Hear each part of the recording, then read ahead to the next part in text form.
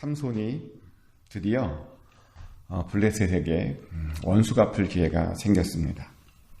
삼손이 처음 계획했던 대로 블레셋 여자로 인해서 그런 계기가 생긴 것입니다. 삼손이 이제 좀 화를 누르고 블레셋 여자의 그 부모님에게 가서 그 결혼하기로 한 그 여자를 달라라고 그렇게 요청을 하죠. 근데 그 아버지가 말하는 말이 그 딸을 그 삼손이 화난 줄 알고 다른 사람에게 주었다라고 그러는 겁니다. 수수께끼 한번 잘못냈다가요, 아내를 완전히 빼앗겨 버린 것이죠. 그래서 삼손이 그것에 대한 보복으로 블레셋 사람들의 그 밭을 다 엉망으로 만들어 버렸습니다. 그래서 이제 그것에 대한 화가 나서 삼손이 복수한다면서 그래서 블레셋 사람들이 삼손에게 복수한다면서 그 여자와 그 여자의 아버지를 불살라서 죽여버리고, 또 그것을 보고 삼손은 또 한 번 또 블레셋 사람들에게 복수한다면서 블레셋 사람들을 다 죽였죠. 아내를 죽인, 그 장인의 집을 다 죽인 그 블레셋 사람들을 정말 다 심판하고 나서, 그리고 이제 혹시나 해서 멀리 도망가 있었습니다. 그러다 보니 이제 블레셋 사람들 사이에 난리가 났고요.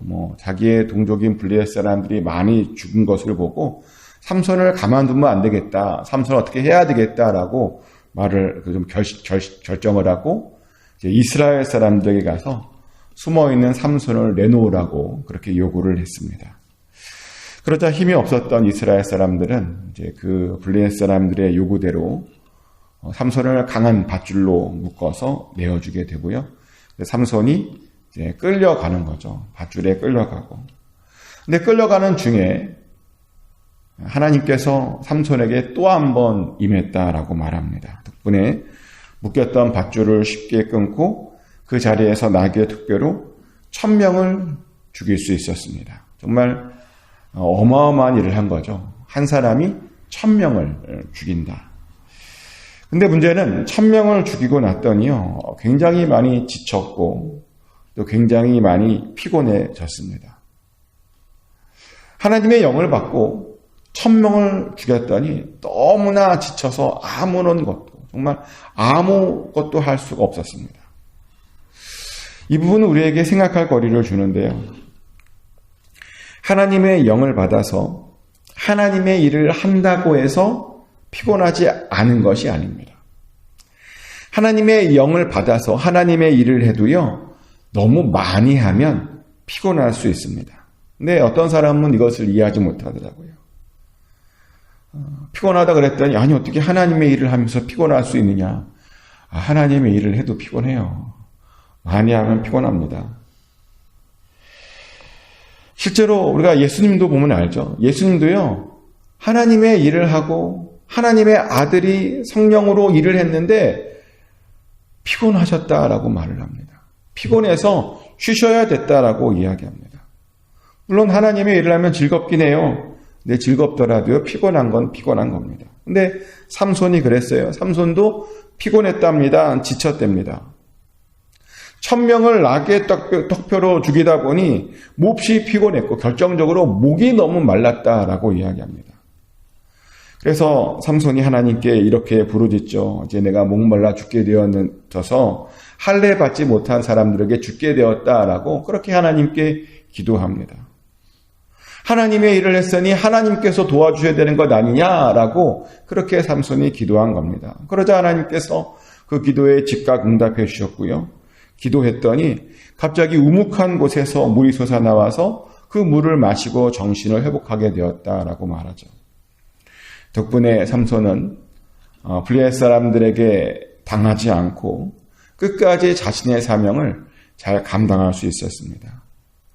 그래서 삼손이 그러죠. 자신의 부르짖음에 그 응답한 그 하나님을 기념해서 그 지역의 이름을 에낫고레라고 부르고, 그 에낫고레라는 이름의 뜻은 부르짖는 자의 셈이라는 뜻인데요. 그렇게 이름을 지으며 하나님을 기념했습니다.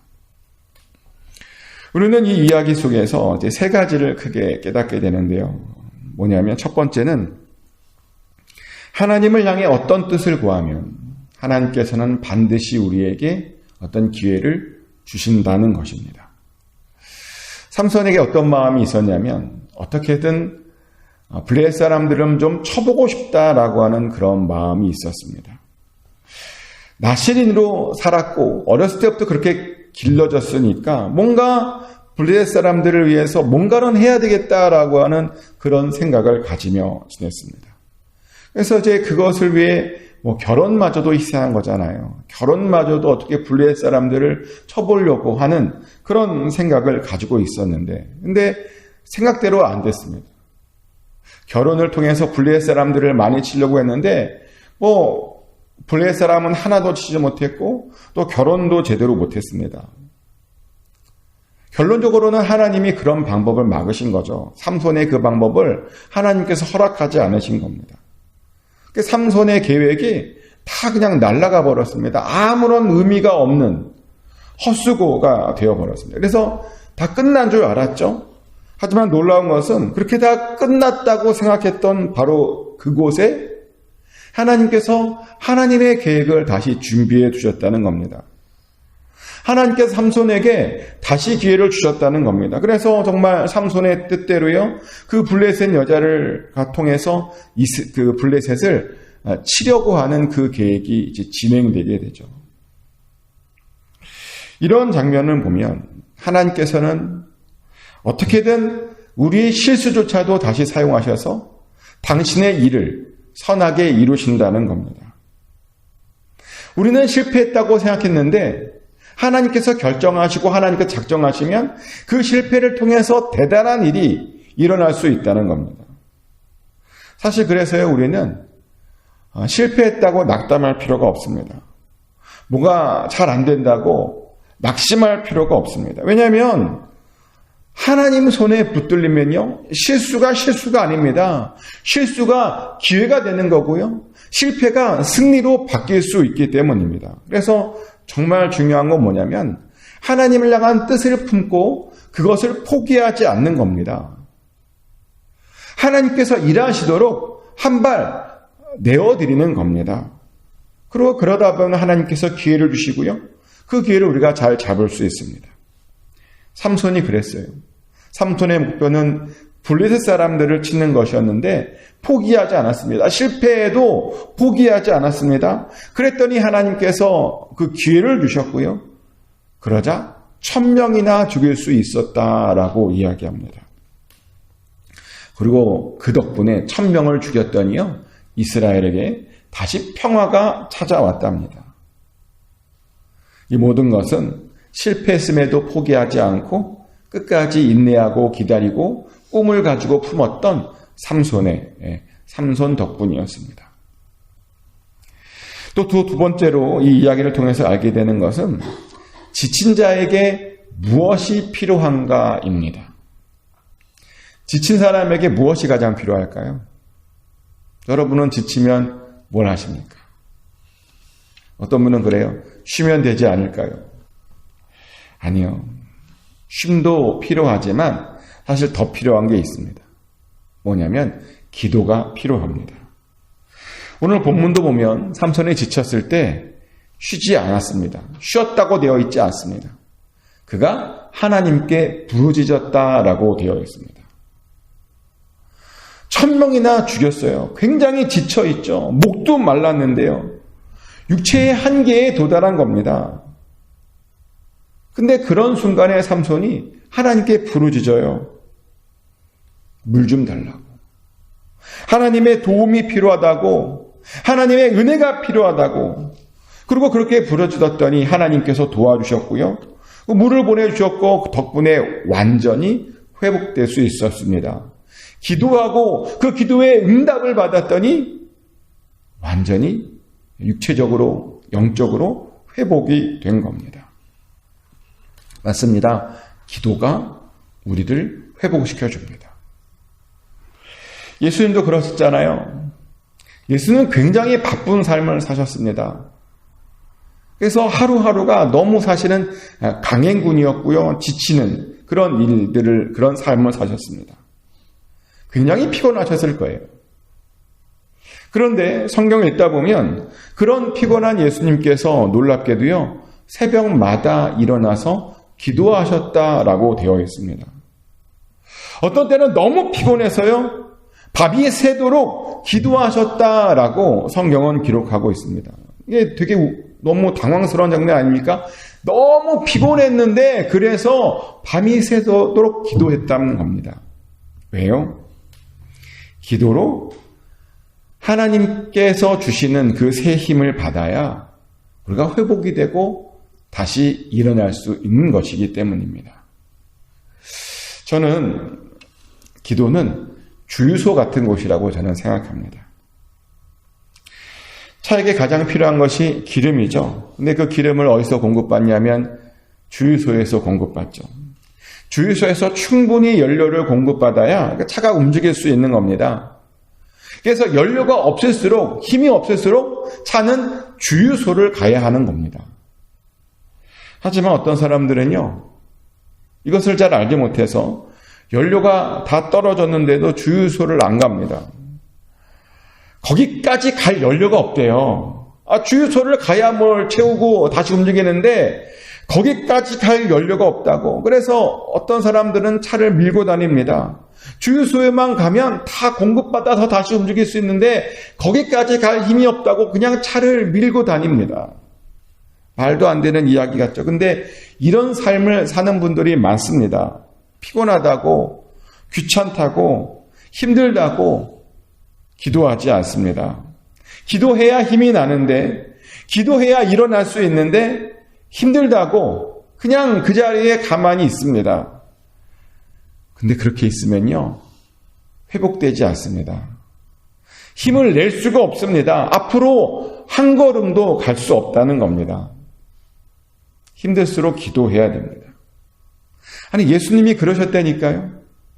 예수님이 힘들수록 기도하셨습니다. 정해진 시간에 특별한 장소에서 무릎 꿇고 기도하셨습니다. 하나님의 아들이신 예수님도요, 평소에도 대화하면서 기도 많이 했지만 그거 말고도 특별한 시간에 장소를 정해서 하나님 앞에 나와 기도했다는 겁니다. 무릎 꿇고 기도했다는 겁니다. 근데 많은 사람들이 그러지 못해요. 시간을 정해놓고 기도하지 않습니다. 특별한 장소를 찾지 않습니다. 그러면서 왜 그렇게 기도 안 하냐 물어봤더니 평소에 속으로 많이 기도한다고. 그런 사람 정말 많아요. 평소에 속으로 하는 기도가 기도인 줄 아는 사람들이 많더라고요. 물론 그렇게도 기도가 되겠죠. 근데요, 예수님은 그렇게 하지 않으셨어요. 하나님의 아들이신 예수님도요, 시간과 장소를 정해서 기도하셨다니까요. 우리도 그래야 됩니다. 축복하는 것은 예수님처럼 기도하셔서 회복이 일어나길 축복합니다. 또 이 이야기 속에서 우리가 얻을 수 있는 세 번째 교훈은, 하나님의 일들은 항상 기념되어져야 한다는 것입니다. 하나님의 역사를 보면요, 어떻게든 그것을 기념해야 합니다. 근데 다행히도 우리 한국 사람들은 이것을 참 잘하는 것 같아요. 우리 한국 사람들이 좋아하는 게 뭐냐면 기념일 정하는 거래요. 아시나요? 요즘 젊은 사람들이 연애를 하면요, 100일, 200일, 300일, 400일, 1000일, 이런 걸 기념한대요. 저희 때는 안 그랬던 것 같은데 요즘 그런데요. 근데 그것만이 아니라 전 세계에서 유례가 없는 화이트데이. 화이트데이 아세요? 모르시나 보다. 로즈데이. 화이트데이는 3월 14일. 로즈데이는 5월 14일인가요? 블랙데이가 4월 14일. 아무튼 뭐가 많아요. 한국 사람들이 기념하는 날이 너무 많아요. 근데 왜 그럴까? 왜 이렇게 기념하는 날을 많이 정해서 기념할까 생각해 봤더니, 이게 기념하는 날들이 어떤 날이냐면 다 주변과의 관계를 이렇게 좀 다시 한번 생각해 보고 좀 그것을 깊게 하는 날이더라고요. 그러니까 기념하는 날이 있으면 주변 사람들과 좀 관계가 좋아지는 거예요. 로즈데이는 장미를 주고받는 날인데 그러면서 관계가 좋아지고 그런 거거든요. 100일, 200일, 300일 챙기다 보면 더 가까워지겠죠. 근데 하나님도 이렇게 기념일 같은 거 되게 좋아하고요. 또 기념 물건 같은 거 되게 좋아하고요. 기념 장소 같은 거 되게 좋아하십니다. 하나님도요. 얼마나 하나님이 기념하는 걸 되게 좋아하냐면요. 무려 우리 하나님은요. 일주일에 한 번씩 기념하게 해요. 아니, 당신이 천지를 창조하시고 7번째 날에 쉬셨다고 우리 보고 야, 일주일에 한 번씩 너희들 기념해야 되는 것 아니야? 라고 요구하셨잖아요. 우리는 지금 일주일에 한 번씩 하나님의 천지 창조를 기념하고 있는 중입니다. 그것뿐입니까? 그 일주일에 한 번씩 사실은 예수님의 부활을 우리가 기념하고 있는 중입니다. 우리 하나님은 이렇게 기념일을 너무나 좋아하세요. 근데 그것만 좋아하시는 것이 아니라 기념 장소도 굉장히 좋아하십니다. 그래서 삼손도 그러죠. 하나님을 위해 자신이 1000명을 죽인 곳을 기념 장소로 정했습니다. 그것을 부르짖는 자의 셈이라는 뜻의 에낙고레라고 하는 이름을 붙였고요. 그래서 부르짖어서 응답받았다. 내가 부르짖었더니 살았다라고 하는 그것으로 하나님께 영광 돌렸다는 겁니다. 근데 삼손만 그러지 않더라고요. 우리 믿음의 모든 선배들이 어떤 장소에서 하나님께 큰 은혜를 받으면 거기다가 이름을 항상 붙이더라고요. 에베네셀, 베델, 길갈 다 그런 이름 뜻입니다. 하나님께 은혜 받고 하나님께서 함께해 주셨던 그것을 기념하면서 그렇게 그들은 하나님께 영광 돌리는 이름을 지어 붙였다는 겁니다. 그러면서 그것을 지나갈 때마다 하나님을 생각했겠죠? 하나님께서 자신들에게 주신 그 은혜를 생각했을 겁니다. 그래서 다시 힘을 냈을 겁니다. 삼손도 그랬어요. 왜 이름을 붙였는가? 그것을 지나갈 때마다 내가 부르짖었더니 응답받았어 라고 하는 것을 기념하기 위해서였습니다. 그리고 실제로 지나갈 때마다 그렇게 고백했을 겁니다. 하나님의 은혜였다고, 부르짖었더니 응답받았다고, 하나님의 도움을 받았다고 그렇게 매번 고백하며 지나갔을 것입니다. 그렇게 하나님을 기억했을 것입니다. 우리들도 그래야 됩니다. 왜냐하면 우리가 바쁜 삶에 살다 보면요, 너무 자주 하나님을 잊어버려요. 신기하게 항상 하나님을 생각할 것 같은데도 살다 보면 내 삶에 너무 몰입돼서요, 하나님이 없어져 버려요. 그런데 매 순간 어떤 기념일을 정하고 기념 장소를 정하고 기념 물건을 정하면 하나님을 우리가 생각해낼 수 있습니다. 그것을 보면서 하나님이 나에게 이렇게 임하셨지, 하나님께서 나를 이렇게 도우셨지라고 우리가 생각해낼 수 있고 그리고 은혜를 고백할 수 있다는 겁니다. 저도 그런 것들이 많습니다. 기념 물건도 많고요. 기념일도 사실 저도 굉장히 많습니다. 미국에 와서 생긴 기념일 하나를 잠깐 소개시켜드리면, 여러분도 그러겠지만 미국에 처음 입국한 날 기억하시죠? 며칠인지 다 기억하잖아요. 저도 기억합니다. 며칠인지. 그래서 저희는 그날이 되면 가족들이 케이크를 사서 먹어요. 하나님께서 우리에게 은혜를 베풀어 주셔서 미국에 와서 이렇게 살게 되었구나. 그러면서 하나님께 은혜를 고백합니다. 그렇게 하면서 하나님께 감사를 고백합니다.